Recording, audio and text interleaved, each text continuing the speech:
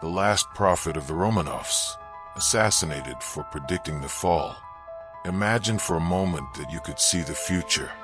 Not vague glimpses or intuitions, but crystal clear visions of what was to come. Now imagine that these visions revealed the complete destruction of everything you know and love. This is the story of a man who carried that impossible burden, and who was killed precisely for trying to save those he loved most. We're talking about Grigori Rasputin, but not the Rasputin you know from popular legends. Not the mad mystic or political manipulator that official history has presented to us. Today you will discover the truth about the last prophet of the Romanovs, a man who predicted with terrifying accuracy not only the fall of the Russian Imperial dynasty, but also his own violent death. What makes this story even more disturbing is that Rasputin didn't just predict these events, but left detailed letters describing exactly how and when everything would happen. Letters that were only discovered decades later, revealing a prophetic accuracy that defies any rational explanation. Prepare yourself for a journey through the shadowy corridors of Russian imperial power, where mysticism and politics intertwined fatally, and where a Siberian peasant became simultaneously the savior and destroyer of the last Tsarist dynasty. Grigori Yefimovich Rasputin was born in 1869 in the small village of Pokrovskoye, Siberia. From childhood, villagers noticed something different about him. It wasn't just his piercing appearance or his hypnotic blue-gray eyes. It was something deeper, an inexplicable connection to the spiritual world that manifested in ways that left even adults uncomfortable. At 7 years old, Rasputin had his first documented prophetic vision. During a violent storm, he pointed to the forest and told his parents he saw iron men riding through the trees. 3 days later, Cossack soldiers arrived at the village exactly along the path he had indicated, coming to recruit for the Imperial Army. But it was at 18 that Rasputin experienced the vision that would change his life forever. During a pilgrimage to Verkhachora Monastery, he reported seeing the Virgin Mary in person, who told him, "You will be called to serve God's anointed ones, but your path will be paved with blood, your own and theirs." This vision haunted Rasputin for the rest of his life. He began developing healing abilities that defied the medicine of his time. Peasants traveled hundreds of miles to receive his blessings, and the cures he performed were considered miraculous. But Rasputin knew his gifts came with a terrible price. In his personal notes, discovered only in 1991 in Soviet secret archives, he wrote, "God gave me eyes to see beyond the veil of time, but each vision I receive takes me further from the simple joy of living. I see the end of everything beautiful in this world, and I know that my own hand will help bring it about." In 1905, Rasputin arrived in St. Petersburg, carrying a reputation as a saint and healer. Russian high society was going through a deep spiritual crisis. The humiliating defeat in the Russo-Japanese War, the 1905 Revolution, and a growing sense that the old world was crumbling created a voracious appetite for mystical answers. It was through aristocratic ladies that Rasputin came to the attention of the imperial couple. Princess Milika of Montenegro and Princess Anastasia, known as the Montenegrins, were fascinated by occultism and spiritualism.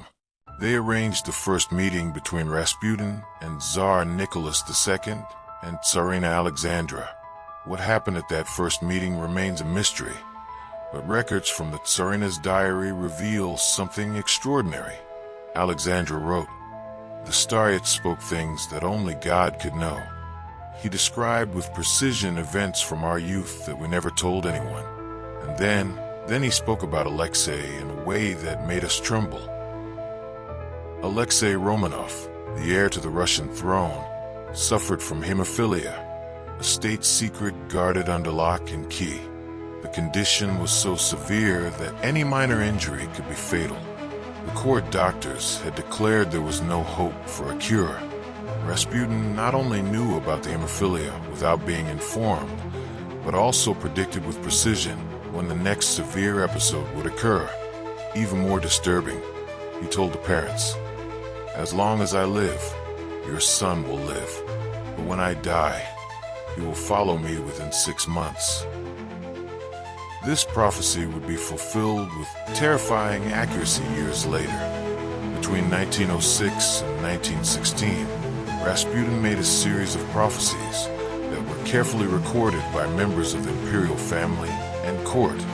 These predictions, initially seen as the ravings of an eccentric peasant, proved to be frighteningly accurate. In 1912, during the Balkan crisis, Rasputin wrote a letter to the Tsar that was preserved in the Imperial archives. "I see a terrible war approaching. It will begin because of a dead prince in a distant land. All of Europe will ignite, and Russia will bleed as it has never bled before. Millions will die, and in the end, the crown itself will fall into the mud." When Archduke Franz Ferdinand was assassinated in Sarajevo in 1914, triggering World War I, Rasputin's words echoed through the corridors of the Winter Palace like a curse that had become reality. But his prophecies became even more specific and disturbing.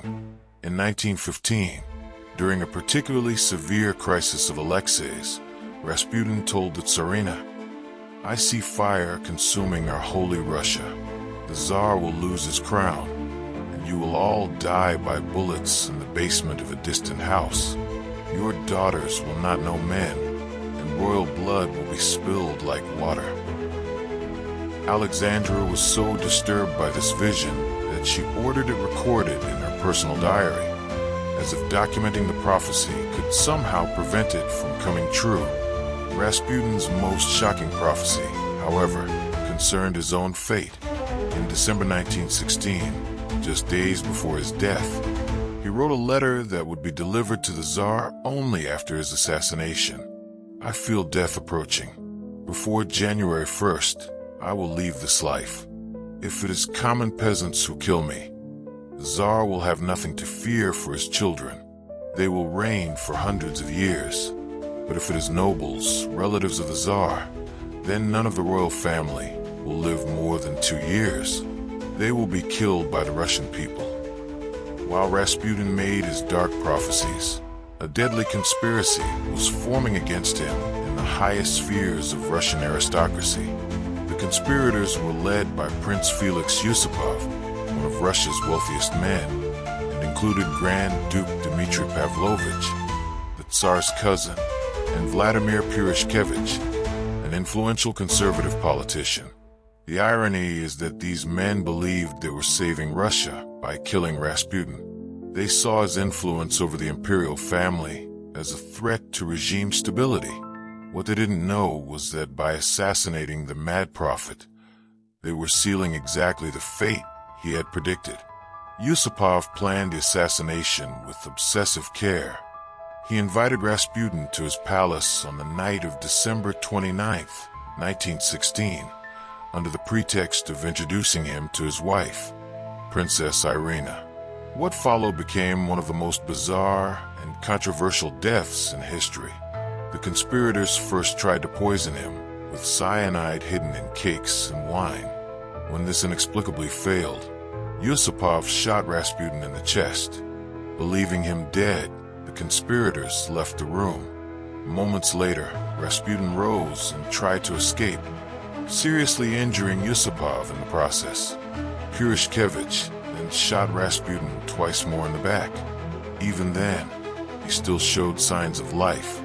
In desperation, the conspirators beat him with a club and finally threw him into the Neva River, still alive. The autopsy would later reveal that Rasputin died by drowning, fulfilling his own prophecy that he would die by water, as Christ died by wood. Rasputin's death triggered a cascade of events that fulfilled his prophecies with supernatural precision, exactly as he had predicted. Because he had been killed by nobles related to the Tsar, the imperial family was doomed. Just 2 months after Rasputin's death, the February Revolution forced Tsar Nicholas II to abdicate. The imperial family was imprisoned and eventually transferred to Ekaterinburg in the Urals. On July 17, 1918, exactly 18 months after Rasputin's death, the entire family was executed in the basement of the Ipatov house. The details of the execution are disturbingly consistent with Rasputin's prophecies. The Tsar's daughters, Olga, Tatiana, Maria, and Anastasia, died as virgins, without knowing men, exactly as he had predicted. Tsarevich Alexei, whom Rasputin said would follow him within 6 months, actually died only 18 months later. But the essential prophecy was fulfilled. With Rasputin's death, the mystical protection over the hemophiliac boy was broken. Perhaps even more disturbing is the fact that Rasputin had accurately described the execution site years before anyone knew the family would be taken to Ekaterinburg. In his 1915 notes, he wrote about a distant house where royal blood would be spilled in a dark basement. In 1991, when Soviet secret archives were opened, historians discovered a collection of Rasputin's letters that had been confiscated during the revolution and kept secret for over 70 years. These letters revealed even more specific and disturbing prophecies. In a letter dated November 1916, Rasputin wrote, "I see a man with a small mustache and eyes of fire who will bring even greater darkness to our land. He will come from distant lands and speak of a new order. Under his rule, more Russians will die than in all wars combined." This frighteningly accurate description of Adolf Hitler was written more than a decade before he came to power, and almost 2 decades before the Nazi invasion of the Soviet Union. Another letter, this one addressed personally to the Tsar, contained an even more specific prophecy. "Your Majesty, I see your youngest daughter surviving the carnage. She will be saved by a miracle and live hidden in distant lands. Her bones will not be found with the others, and her death will remain a mystery for generations." For decades, this prophecy seemed incorrect, as it was believed that the entire imperial family had died in Ekaterinburg. However, when the family's remains were discovered in 1991, the bones of Anastasia, the youngest daughter, were not with the others, although later analyses found her remains in 2007. The mystery of her possible survival fed legends for nearly a century, exactly as Rasputin had predicted. Rasputin's story raises profound questions about fate, free will, and the price of prophetic knowledge. His prophecies not only came true with impressive accuracy, but also demonstrate a disturbing pattern. The more he tried to use his gifts to save those he loved, the more inevitable he made their destruction. This tragic irony permeates Rasputin's entire narrative. He genuinely loved the imperial family, especially little Alexei, whose life he repeatedly saved through his inexplicable healing abilities. However, his presence at court became one of the factors that most contributed to the monarchy's downfall. Rasputin's influence over Tsarina Alexandra, especially during World War I, when the Tsar was at the front, created a scandal that fatally undermined the imperial family's credibility. Political cartoons portrayed him as the true ruler of Russia, manipulating the German Tsarina who, in turn, manipulated the absent Tsar. But perhaps the most disturbing aspect of Rasputin's legacy is the suggestion that he knew exactly what role he was playing in the destruction he foresaw.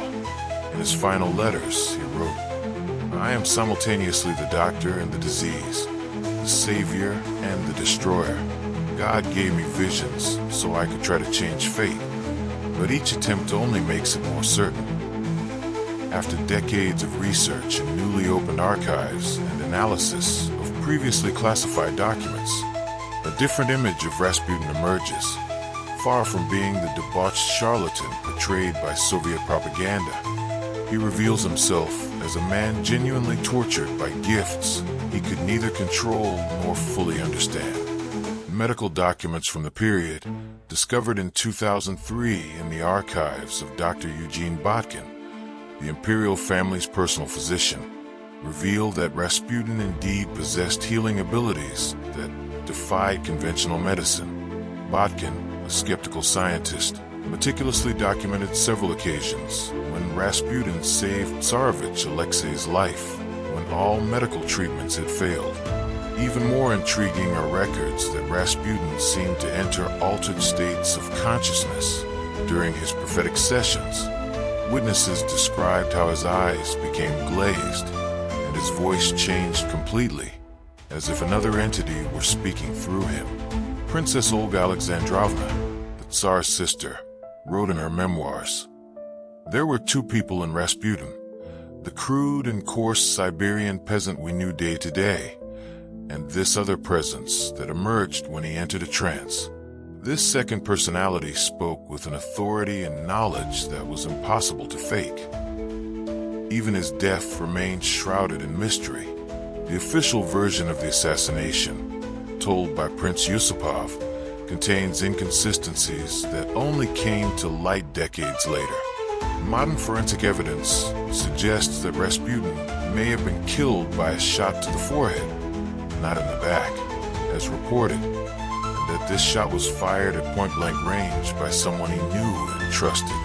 Some historians now believe that British agents may have been involved in the assassination, fearing that Rasputin was influencing the Tsar to make a separate peace with Germany, which would have been disastrous for the Allied war effort. Regardless of who actually pulled the trigger, the fact remains, Rasputin predicted his own death with frightening accuracy, including the method, timing, and political consequences that would follow.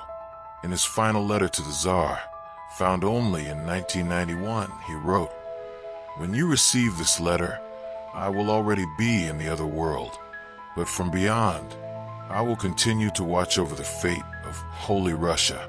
My prophecies will be fulfilled one by one, like pages of a book being turned by an invisible hand." The story of Grigori Rasputin is more than a simple tale of political intrigue and mysticism at the Russian imperial court.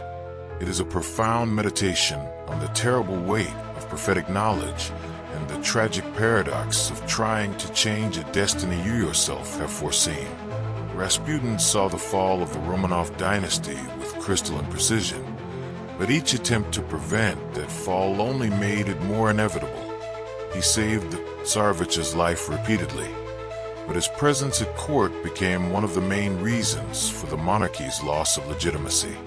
He genuinely loved the imperial family, but became the catalyst for their destruction. Perhaps the most disturbing lesson from Rasputin's story is that some truths are too dangerous to know. His accurate prophecies about World War I, the Russian Revolution, Hitler's rise, and the imperial family's fate demonstrate a level of prophetic knowledge that defies any rational explanation. But this knowledge came with a terrible price, not only for Rasputin, who carried the burden of knowing how it would all end, but for those he tried to save. In the end, the last prophet of the Romanovs discovered that sometimes the act of prophesying can be the very force that transforms prophecy into reality.